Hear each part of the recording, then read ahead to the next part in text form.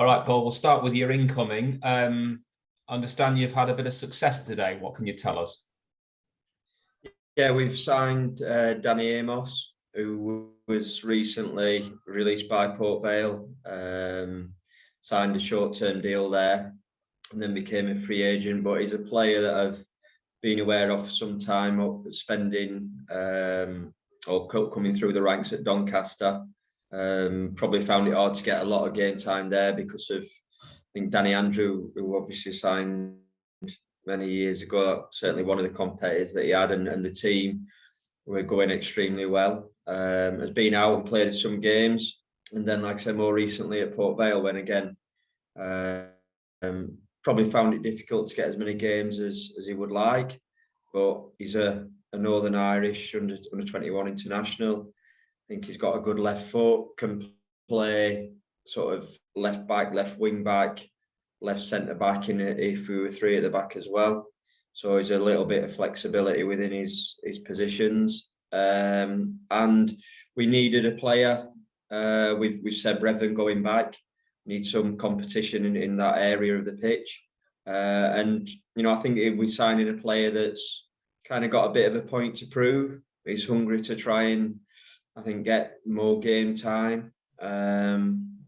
So I like the fact that there's, we're getting someone that wants to, I guess, like I said, got a point to prove, and will work hard to try and get the minutes, get in the team. And after that, it's a deal until the end of the season. So it's an opportunity for him to try and, I guess, earn something here, or impress that much that there's other interest.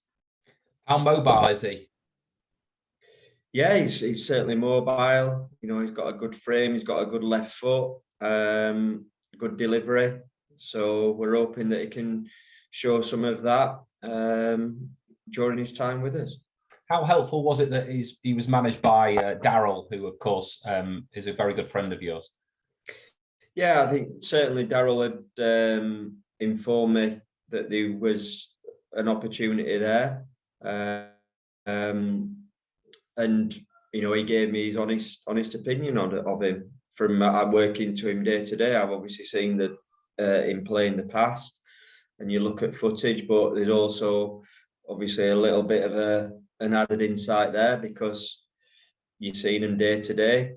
Also, I guess, from not being in the team, sometimes that's not an easy thing to deal with and cope with, and can bring the worst out in people on occasions. But Daryl spoke well of Danny, and I guess that just helps tick another box and give you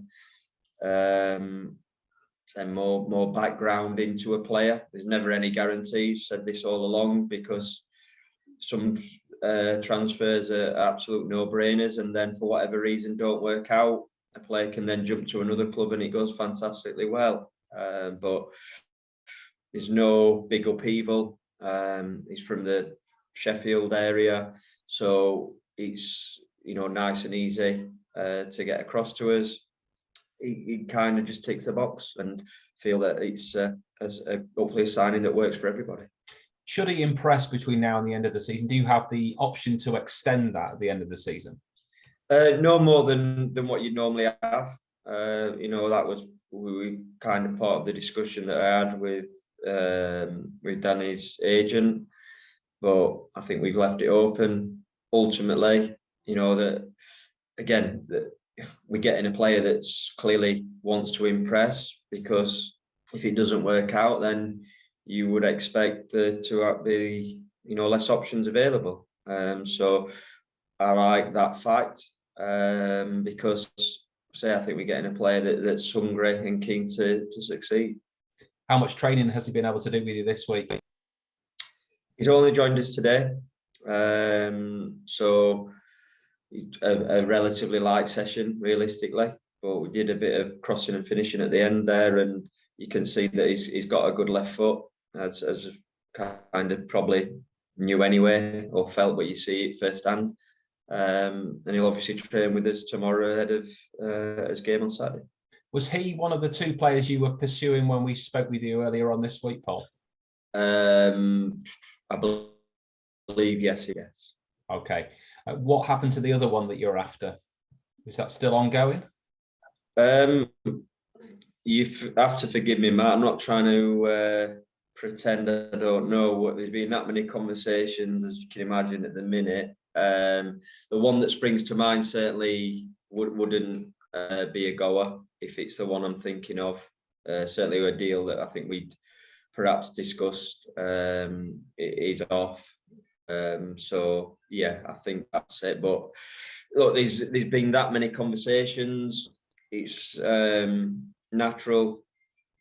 It's been quite frustrating, if I'm brutally honest.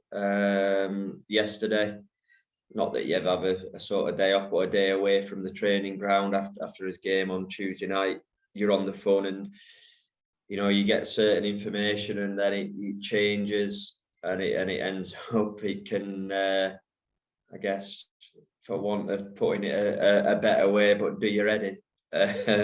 And that's how it kind of felt yesterday for large parts of the day. Why did the goalpost move with this latest one then? Not just one, Matt. There was numerous conversations yesterday, and I genuinely thought that we would have had at least another player in with us today. Well, it's not been the case.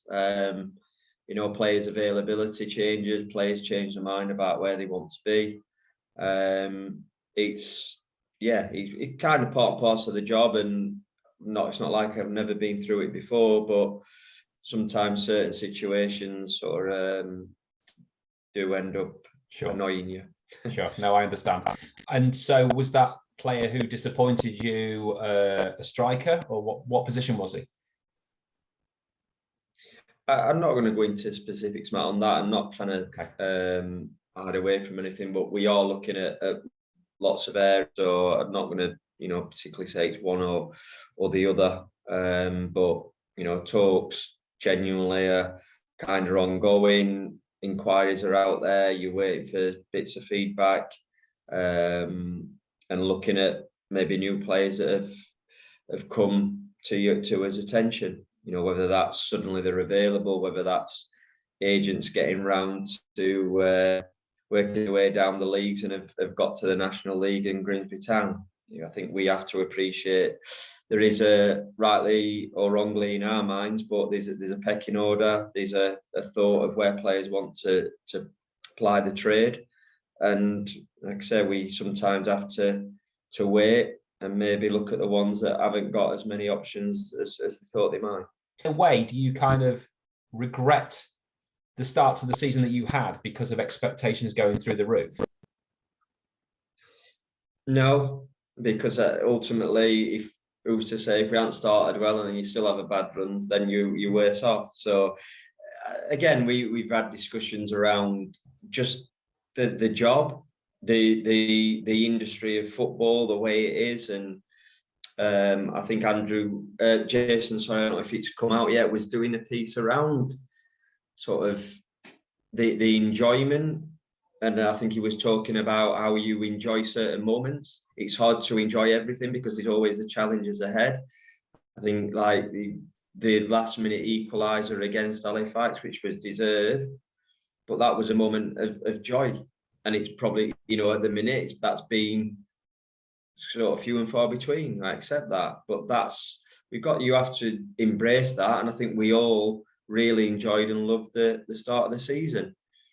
From my point of view, this is, it's a challenge, and anything that's worth really being part of and hopefully trying to achieve something, it's usually hard work. It's not given to you on a plate. And when, if you do have success can look very different. Like I say, these are the most obvious thing. It's obviously the winning. He's been promoted. You can have success beyond that. But I appreciate as football fans, they want, and I include myself in that, is that just winning a game of football. That's on a Saturday afternoon, that's what we're turning up for, is to try and win a game of football. At the minute, we haven't done that enough. Hopefully we can get back to more results like the start of the season, or something a little bit in between at least, where everyone's smiling a little bit more. And a final question from me. I was at Altrincham earlier on this season and I saw your side's first half display, and we were so impressed with the way that your team, so impressed in the way that your team were assertive in that game, got on the front foot. How frustrating is it for you, Paul, to cast your mind back to that first half display and then having seen what's happened since sort of then? Yeah, I think it probably extended to the second half, and we got, was it 2 goals in the second half? I'm trying to think, Matt. We were 1-0 up and then went 3-0 up and had the sending off. I think up until the sending off, it was, I think after that game, there was, chat around, which clearly was far too early. And as I said, I'm pretty sure I said that at the time, but about being the best team that anyone's seen in the league at that time. And I think Stockport had some similar comments the other day when they played Altrincham, and obviously deeper into the season. But it was an excellent performance on the night, particularly, like I said, while we had 11 players on the pitch against a team that was very much in form as well at the time. I think they'd just gone to Dagenham and won, and it was a good game. They play good football. They want to try and play what people say is the right way. Quite expansive, and it was a good night for us, and came away from that game certainly very happy with the performance. And I think the front foot side of it, I think we saw that against Halifax on the last time at Blundell Park. The second half certainly was that. I think the other night was a kind of more even contest to and fro a little bit, but they're at home and they're top of the league, so you're not going to probably have it all your own way. But the intention was still there again.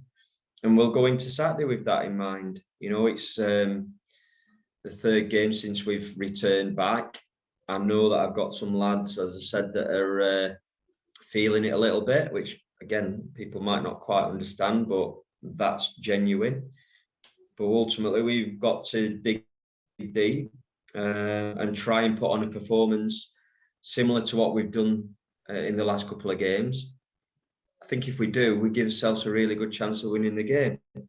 If it has to be ugly and we win 1-0 rather than, and we're under pressure, if you gave me that right now, I'll take it. But I'd like both. We're greedy and we'd like to play well, get a performance, and of course get the victory.